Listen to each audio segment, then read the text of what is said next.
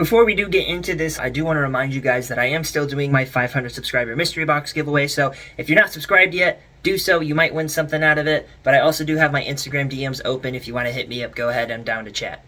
Dragons and Nomads, welcome back to the channel, guys. Today I have a little bit of a different video for you. I kind of wanted to go over the history of when I started playing Airsoft and kind of how it's been for the last few years. So it has been a little over 2 years since I first started playing. It was April 2022. Current recording date is June of 2024. And in these 2 years that I've been playing, I've had time to collect a lot of different kinds of guns, a lot of different gear, a lot of attachments and other stuff. So I want to go into my collection, talk about my experience playing. So like a lot of people, I discovered Airsoft through YouTube. It was actually Jet Desert Fox is kind of how I became sucked into it. So I would stay up super late, you know, watching his videos, and I was just enthralled by the game.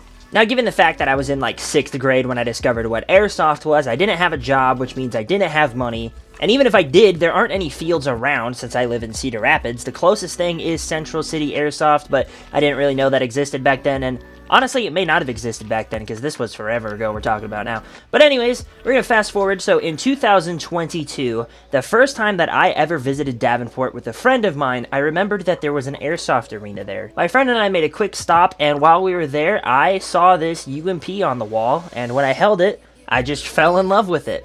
So I bought it. And $400 later, I went and played my first ever game, which was at Central City Airsoft. It was fun, but I went by myself, and, you know, with the AEG UMP, there was only so much that that gun was capable of. It's on the cheaper side. That is definitely more of an entry-level replica, and it did not perform very well, especially outdoors. And, you know, because it is an SMG, it's not really meant for range. And I was using .20 gram BBs. I didn't really know the difference at the time, so I didn't even think I got a single kill that day. But what I decided to do, you know, I liked it. It was fun, but it wasn't as fun as I thought it would be. So I decided to take a trip back to Davenport and try out some CQB. And, man, I was hooked. I started going there all the time. Even sometimes I would go there several weekends in a row. Met a bunch of great new friends there, and since then we've traveled a lot. So in the last 2 years, there are 15 different fields that I have played at, and they're all within like 4 different states, so I'm going to rapid fire them real quick. Obviously, starting at LAG in Davenport, Iowa. There's also Central City Airsoft in Central City, Iowa. But our first big trip, we went to the Airsoft Arena in Milwaukee, Wisconsin, closely followed by Blast Camp in Hobart, Indiana, and Paintball Explosion in East Dundee, Illinois. We also went to Pekin Paintball Park in Pekin, Illinois, and Action Valley Paintball in East Moline, Illinois. There was also the Haunted Factory in Kankakee, Illinois, and Legacy Adventure Park in Lockport, Illinois. We went to Sherwood Forest for the Operation Blackjack in LaPorte, Indiana, and Stables Airsoft in Gilbert, Illinois. We also visited HTK in Jasper, Indiana, as well as Badlands in Crete, Illinois. That was for Red Dawn. We went to the Abandoned Asylum that was in Sheboygan, Wisconsin, and more recently, the House of Welts in Viola. Now, these are all the places that I have personally been to. Other members in our group have been to way other places, including Nashville. Paul went to some place in Florida, and a couple of others. Tactical Mexican, hit me with a reload. Won't be a stop reload. That's backwards. Mag's backwards. I There you go. backwards the other way. Fuck. Alright. So what you're looking at right here is essentially my first ever Airsoft loadout. It was a cheap plate carrier with a goggles, face mask, cheap helmet, UMP, like I said, that I put a foregrip on it, and I did buy an extra magazine. Out of this entire kit, all I have left is the foregrip, the goggles, the face mask, and the actual speed loader that I got with it. Tactical Mexican, hit me with a tactical reload. Tactical reload. Sexy.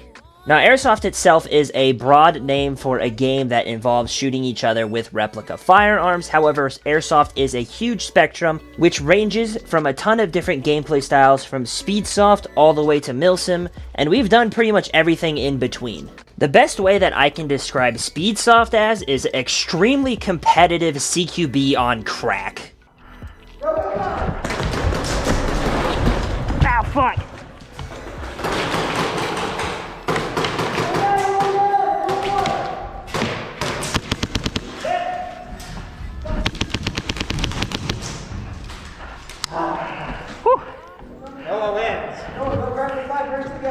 Why?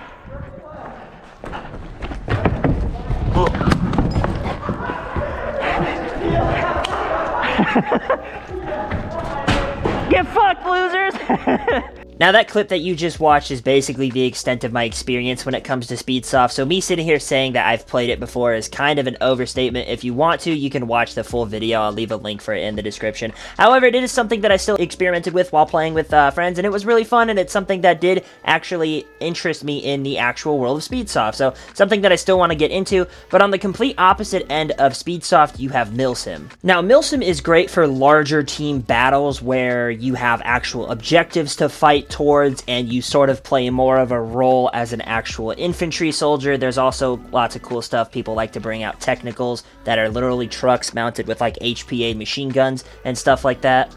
It allows you to play more and fight more with a purpose rather than just your regular pickup or skirmish game. And it allows you to play at a lot of obscure areas that you normally would not be able to access. There's tons of places out on like airfields or old military bases. Here we are in LaPorte, Indiana at the Sherwood Forest, which isn't really a specific area. However, the layout itself was really cool.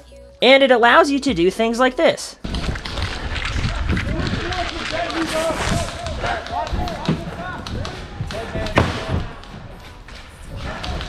Oh shit, watch out, watch out, watch out. Make way for the flag! Flag coming up, flag coming up! Take it out! Victory! Woo!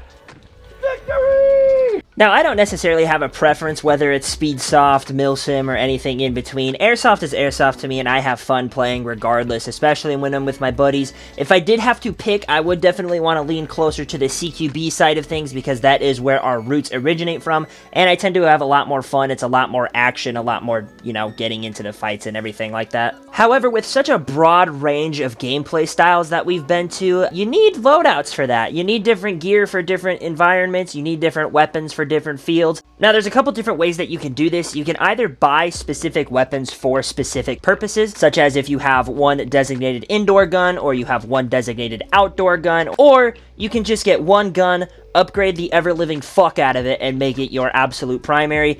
Me, I'm a big gun guy. I like to have variety, so I do have 4 main primaries as well as 4 main loadouts that I like to run. So up first here we have the black loadout, which I primarily use for CQB. This consists of a ski mask, my Dye i5, as well as this black shirt that Kevin gave me, which sometimes I switch out for just a regular black t-shirt, or I will wear a black hoodie underneath. But I also do have the Vism NC Star plate carrier, as well as this admin pouch, which kind of covers my belly fat, and then the tactical belt that I wear. I believe it's from Condor.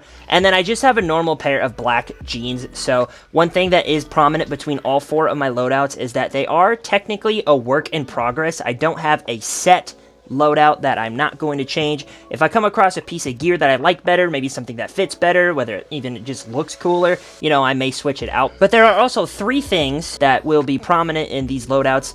Any loadout that I'm wearing a plate carrier, I will have this admin pouch on, and then for all of my loadouts, regardless, I wear the belt. If I'm not running a plate carrier, I will run the belt harness. If I am running a plate carrier, then I have it hooked to some molly hooks that are on the plate carrier. This plate carrier specifically in this picture does not have those hooks, but I will show it at a later time. But also I have a backpack that I wear, whether it's on a plate carrier or it's on the harness for the belt, and it has a hydration bladder inside of it so I can stay hydrated while I'm playing, as well as if I need to store extra BBs or speed loaders or anything in there, I can do that as well. Now, featured in this picture as well as the gameplay you are seeing is the KWA QRF Mod 3. It's pretty much my designated CQB gun. It has been having some feeding issues for a while, which I thought I fixed, but it's kind of shown its ugly face again since we went back to AVP. I'm going to look into getting it fixed again. However, I am looking at a gas blowback SMG that might replace the QRF as my primary CQB gun. We'll see. We don't really play CQB a whole lot, so I think replacing the gun would kind of be pointless. The thing about the QRF that's nice is that it has a variable FPS system inside of it, which means I don't need to switch out the spring to get higher or lower FPS. I just need to basically tighten the tension that's on the spring, and then it allows me to play it indoors or outdoors. Up next here, we have the green loadout. It is primarily green with the exception of some black accents in the undershirt and the face mask, and I have only ever worn this loadout twice, which was Central City and Viola. However, I am a big fan of the way that it looks and the way that it feels. So I am running a helmet that I bought at a military surplus with a green helmet cover over it. The helmet itself is black, but I am running the Lancer Tactical Aero goggles, I think they are, and then a balaclava mesh mask kind of mix that was like 20 bucks. It's actually the very first face mask that I bought, and I mentioned it earlier in the video. Underneath, I am running an undershirt that is from Old Navy. It is pretty comfortable. It's very light and stretchy, and the reason why I like wearing it is because there are thumb holes in the sleeves that allow it to kind of come all the way up the extent of my arm, so that when I wear my gloves, there is absolutely no skin showing on my arms, and it makes it a really nice, tight-looking seal. I'm wearing just a standard green t-shirt, and I have the belt and the harness on because this is primarily an outdoor loadout. I mean, I've only used it for outdoors. I could throw on a black plate carrier and run it indoors. I just haven't yet for no particular reason. And then I'm also wearing a pair of green cargo pants to match, you know, kind of gives it a little bit extra pocket space. And featured in this picture as well as the video is my Arcturus AK-12. I love this gun. Right now, I have just a Lancer Tactical red dot on it. However, I have used it with my Navrich LPVO like is shown in the video. And then on this belt harness, I am also wearing the hydration backpack that I had just mentioned. Like I said, always have the hydration bladder full just to keep myself hydrated if I need a drink or whatever. This loadout is also interchangeable with my dye mask. If I want to wear a black ski mask instead and then the dye mask over top of it, I can do that as well. I have some creative freedom with these loadouts. There are some parts that are interchangeable, and it just allows me to make it so that I can mix and match based on how I'm feeling, or depending on field conditions as well, if it's wet out, if it's hot out, if it's cold out, you know, anything like that. Just allows me to switch it up on the fly, keep it a little fresh. Moving on to the tan side, we have my multicam loadout. Now, before I get into this, I do want to preface and say that this loadout and none of these loadouts are meant to imitate any sort of military faction or police force around the world. It is simply a way of me making myself look cool, feeling good while doing it, and if there's an event with camo restrictions, also applying to those rules as well. So multicam falls under the tan team, so this would be one of my tan loadouts. I have another one that I'm going to show you next, but this one specifically is multicam. So for this specific loadout, what I've decided to do is run a multicam ski mask with the dye mask. Now that's a little bit controversial because a dye mask is meant for like Speedsoft, and this is like a kind of a milsim build, but like I said previously, I just like airsoft. I don't care what end of the spectrum it's on. I just want to shoot people and get shot at and have fun. So, yeah, I'm mixing it up. Go fuck yourself. Anyways, just like the black loadout, I have a Milsim t-shirt that's exactly the same. I am wearing the Lancer Tactical plate carrier. I don't know exactly which one it is, but it is multicam, as you can see. I do have the admin pouch on. Like I said, I run it for all of my plate carriers, and then I am running the belt. But like I said before, there are also those belt hooks that clip onto my plate carrier. It just gives it some additional support. I don't necessarily need it, but it is nice to have just in case. And then featured in this picture as well is my Gen 3 Lancer Tactical with the long boy barrel on it. I do have the Navrich LPVO to kind of match that sort of range that I get with that barrel. And then just a standard foregrip. Sometimes I switch out the foregrip. Sometimes I just run a red dot on it. But I also do have this other face mask that I can wear with this loadout if I don't feel like wearing a dye mask. The only issue I have with it is that it doesn't really match the colors quite well. So this is all kind of a multicam lighter tan, and then the face mask and the helmet cover, even the gloves too, are more of like a coyote brown or just a straight up tan, and it doesn't match super well. What I do want to do is get a tan plate carrier, and I think the contrast will work a little bit better with it. Although the gear color doesn't technically matter, it matters to me, goddammit. Now, while it doesn't necessarily look bad, it could look better. And that's kind of like what I was saying before, where all of these loadouts are like a work in progress. This isn't a final dead set loadout. Maybe I'll switch it up to the point where I just don't wear a face mask. Or maybe I'll switch it up to where I'll get a helmet cover that is specifically multicam. Or maybe I'll switch the gloves out, you know, so that they're fingered gloves. I wear fingerless gloves. The tan ones are fingerless specifically because they're kind of more meant for outdoor play. It just kind of gives it a little bit better with the, you know, air circulation and shit, I guess. I don't know what I'm trying to say. Now, last but not least, here we have my other tan loadout, which I think is more sort of desert camo themed. I'm not super sure. I'm not a professional when it comes to camo patterns, but I have to be honest, I think this is my favorite camo pattern and loadout that I have. The only thing that would make it better is, like I said previously, that tan plate carrier, which I do plan on getting. However, it's the exact same helmet cover as the green one, just tan, same helmet, same goggles, Same face mask, which is the mesh one, but tan. I also do have a normal plain tan ski mask that I could wear as well if I didn't want to wear the mesh mask, but as well as that ski mask, I can wear my dye mask over that as well. The camo shirt is actually long sleeve, which is part of the reason why I like it. Same fingerless gloves, same belt harness I got going on, but like I said, I do want to get a plate carrier, and then the pants that match the shirt. I don't know exactly what this camo is called or where it's from. It was given to me by Big Red Colton, so special thanks to him. It's an awesome Christmas gift / birthday, I think. And then the shotgun that I am showing is the Elite Force Tri-Shot Semi-Automatic Shotgun, which I have not used it yet. I did say that there are 4 main primaries, and I do kind of put that with an asterisk because this isn't really a main primary. I've technically only used it once, and it was at AVP, and I used it for like a round, and the spread with the BBs was just not really efficient with the range that we were playing at, so I tried it out. It was kind of cool. It does sound super snappy with the CO2. It just didn't work out for what I was trying to use it for. However, this shotgun would be absolutely devastating at a field like HTK or maybe even Lag, possibly Nashville. The guys went to Nashville a while ago. I could see it being just absolutely devastating in a CQB arena like that. I think Milwaukee Airsoft Arena might be just a little bit too big for something like this. That being said, this shotgun was also given to me by Brock, so huge thanks to him. I've been wanting a shotgun for a while.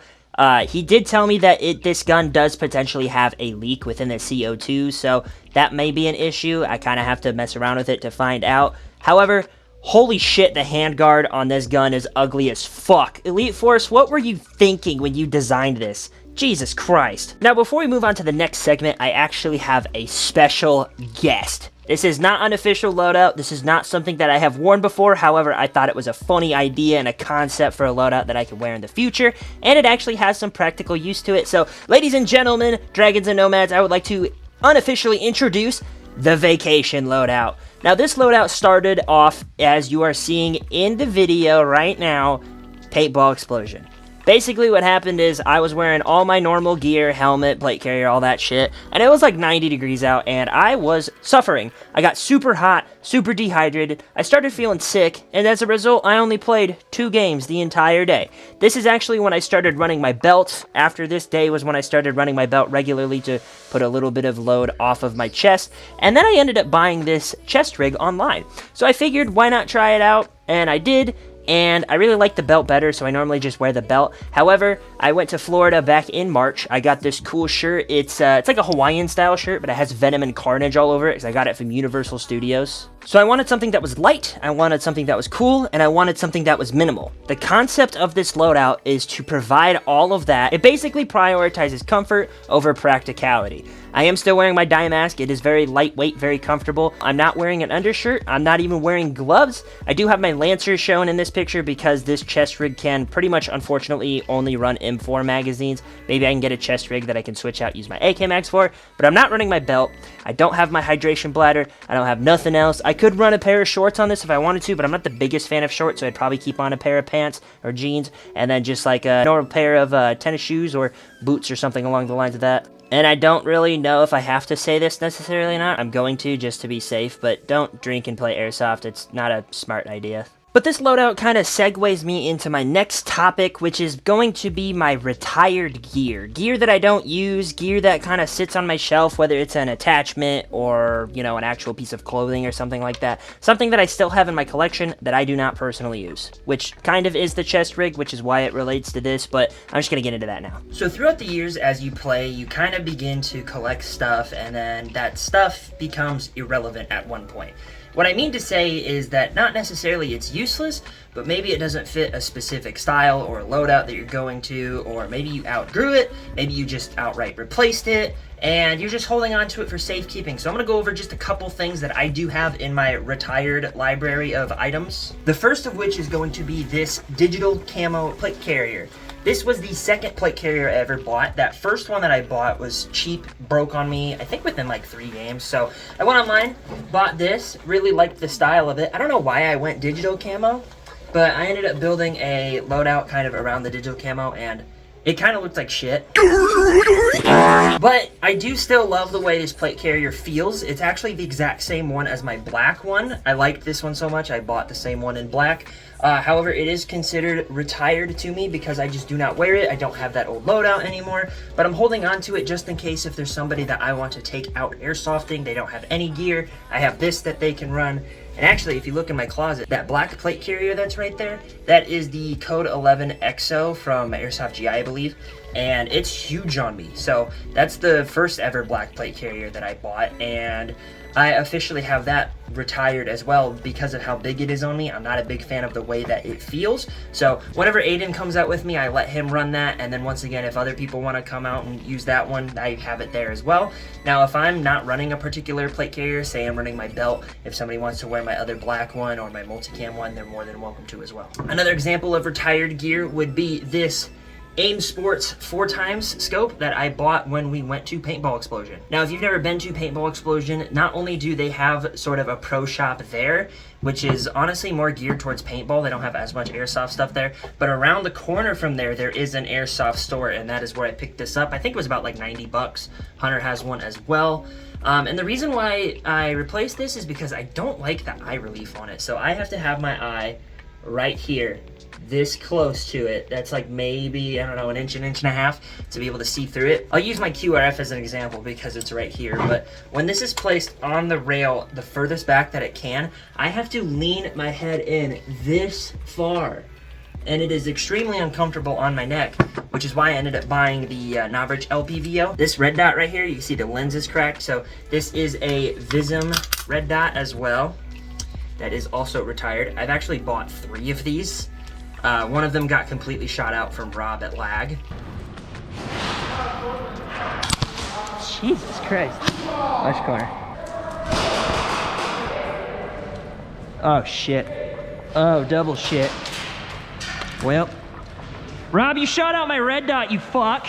Rob, if you're watching this, for the record, I'm still not mad about that incident. I think it's actually hilarious and ironic because I was talking to a coworker like the day before about the fact that I don't wear lens protectors and that my red dot hasn't got shot out yet, and then you shot it out. This one I let Aiden use when he came to Adventure Legacy with us, so that one also got shot out because it wasn't wearing a lens protector. And then the current working one I have is up here in the closet somewhere. But the last piece that I'm going to show you is the Ace Tech Blaster. This is a tracer unit. It's nothing fancy. It doesn't do fancy colors or anything like that. It does, however, have mock muzzle flash, and it's charged by micro USB. It's 2024. Nobody uses micro USB anymore. But the reason why this is considered retired is because I have 2 Bifrosts. The Bifrosts are charged USB-C, so it is just automatically superior, but these ones also do all the fun colors that I really like. Now, when it comes to actual weapons, I don't really have any retired guns. I did have the UMP for a little while, but I ended up getting rid of it. But the only one that I have that I would kind of consider retired is the Noveski. If you guys watched the Fixing My QRF video, I mentioned at the end that there was going to be a part 2 to that little series where I would be fixing the Noveski. And that just did not happen. So TLDR, this thing has been having so many issues since I first got it. First of all, this cord came completely out, just severed in the buffer tube, made no sense. Paul fixed it for me, but then it started having feeding issues, so I tried fixing the feeding issues. I put a brand new hop-up and barrel in it.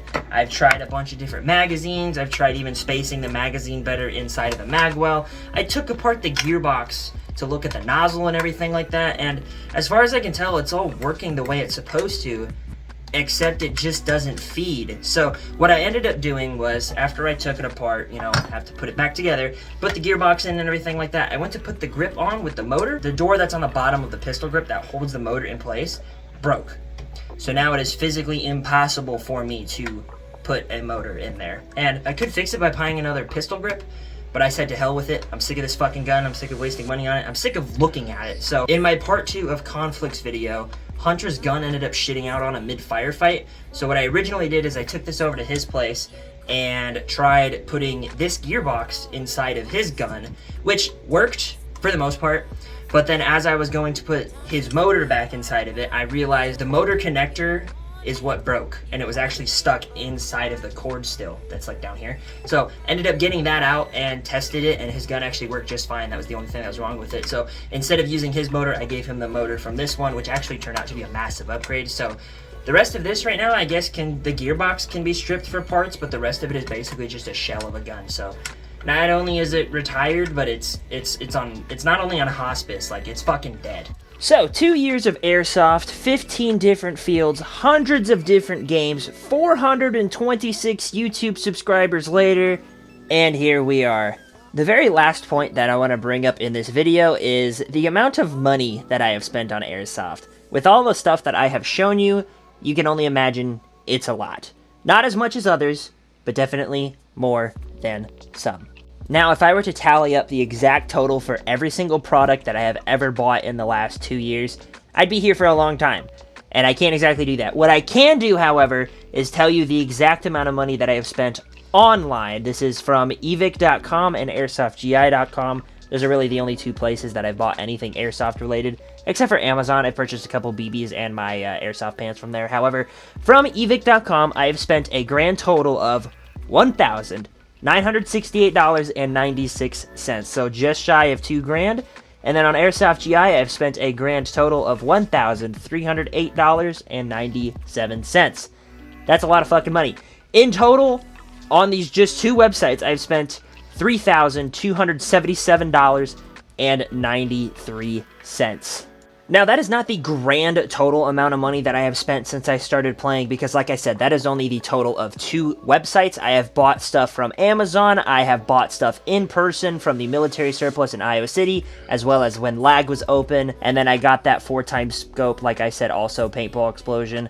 Not to mention all of the admission prices, how many times I've had to buy BBs, different times that I've bought tracers, magazines, all of that fun stuff, upgrades for my guns, and not to mention the amount of gas that I've spent traveling to all of these places, food that I've needed to feed myself in order to keep playing, buying water and drinks and other stuff to keep playing. I have spent well over $5,000 just on gear and equipment and everything like that, but so much more money when you take into consideration all the technical details, like I said, gas and everything like that. However, if you are just starting to get into airsoft, or if you want to get into airsoft, you do not need to spend this amount of money. You don't even need to spend close to this amount of money. If you want to start playing, there's realistically only two things that you are going to need. That is full seal eye protection and something to actually play with. You don't necessarily need a gun. It's going to be a lot more fun with a gun, but I've seen people run out there with specifically $15, $20 melee weapons that you can buy at the Halloween store and a paintball mask. In total, maybe 40 or 50 bucks to play, plus admission price, and you're in and you're playing airsoft and you're having a great time. Now, if you want to get started in playing and you do want to buy an actual gun, you are going to have to do some research. There are a ton of videos out there that go over the best beginner gun that you can buy, best bang for your buck, that kind of deal. I'm not going to get into that in this video. I am going to give you my personal advice, though. There's two things that you need to consider when you are buying your first gun. The first one is your budget, which everybody is going to say. All of the YouTubers are going to say, you know, it all depends on your budget. But there is one thing that I think is equally, if not more important than your budget, and it's the application in which you are going to be playing. Now, here's what I mean. Here's an example. Let's take LAG, for instance. LAG was pretty much the only field that I played at for a long time. They have an FPS limit of 350 with a .20 gram BB. You don't want to go out and buy something that shoots more than 350 FPS, because then you're not going to be able to use that gun. You would have just spent all that money for no reason if that's the only field you can go to. Say, for example, maybe the only field you can go to isn't a big outdoor place, something like Central City. Well, you're not going to want to buy a little SMG that shoots less than 300 FPS, because you're not going to get great range, you're not going to have great performance, and you're probably not going to have that good of a time. You're going to get killed a lot, and you're not going to understand why your gun doesn't perform that well. So yes, you definitely want to take your budget into account when you're looking to build a loadout or even just buying a gun, but you also want to look at the application in which you are going to be using that loadout. You want to know what your field rules are, what kind of a gun is going to work best, and then go from there. I do recommend you start with an M4 platform weapon, because they are the easiest to work on, they're the easiest to use, they're extremely versatile. Like I said before, you can get them with really short handguards if you want to do CQB, you can get them with really long barrels so you can use them for outdoors, and there's tons of applications that you can use them in. Once you get a feel for the game and your playstyle and you want to start branching off a little bit, go for it. Paul advocates that you buy one gun that you really like and then just make it really, really, really good. And I do agree with him on that, just so that you're not wasting as much money on a ton of different replicas that perform pretty similar to each other. But like I said before, I'm a pretty big gun guy, which means I'm going to want a ton of different replicas. I'm going to want a ton of different airsoft guns. And, you know, that's just my cup of tea. It's what I like. And like I said in a previous video, variety is the spice of life. And airsoft is a very spicy hobby. So that is going to do it for this video. Hope you all did enjoy. Please do not forget, I am doing my 500 subscriber mystery box giveaway, and my Instagram DMs are open. If you want to chat, go ahead and hit me up, and I'll see you guys in the next one.